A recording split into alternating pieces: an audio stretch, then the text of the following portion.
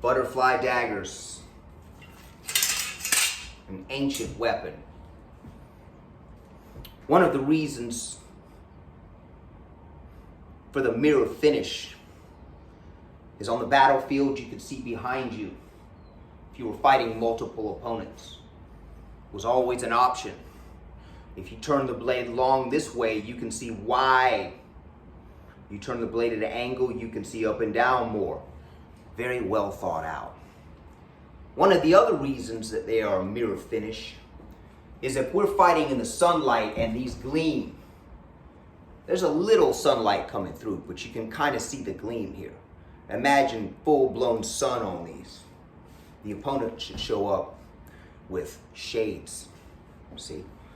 So one of the techniques that I like to use to introduce these weapons, beginner weapon technique, would be the overhanded forward roll, which is simply like this. We go forward and we're gonna drop, but we have to let the blades go back, see? Like this. We're gonna go back. So we go all the way around. Here's the technique. See, once they come down, the weapons fall back and they chop forward. So I'm coming down with the back of the blades, like if I were blocking, and then I'm chopping over the top. Here's the motion, see? At an angle. Now, to reach this level of fluidity, you've got to dump a lot of extra overused muscle. You got to dump the habit of using too much muscle. So we're honing our muscles for agility in leopard. And like in snake, we're honing our blood for fluidity. So with the blades, we want to be loose and fluid like snake. But in order to get that blood loose, your muscles have to be to a certain level of looseness. If you can do this technique and you're tight, keep it up. If you can't do it, try it with one, slow it down. When you get it to a level of fluidity and you keep doing it, I promise you, your muscles will loosen up.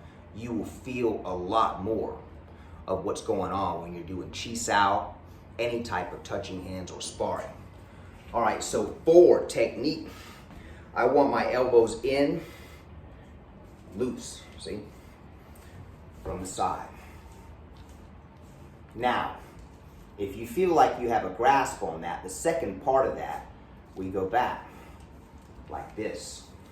Now this time, we're blocking with the back of the blades and we're chopping under every time.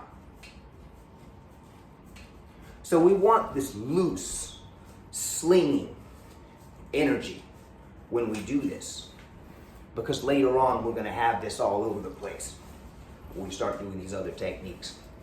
All right, so if you found this basic tutorial on the butterfly swords, breaking down the muscles, creating fluidity, click the like button. Even better, subscribe.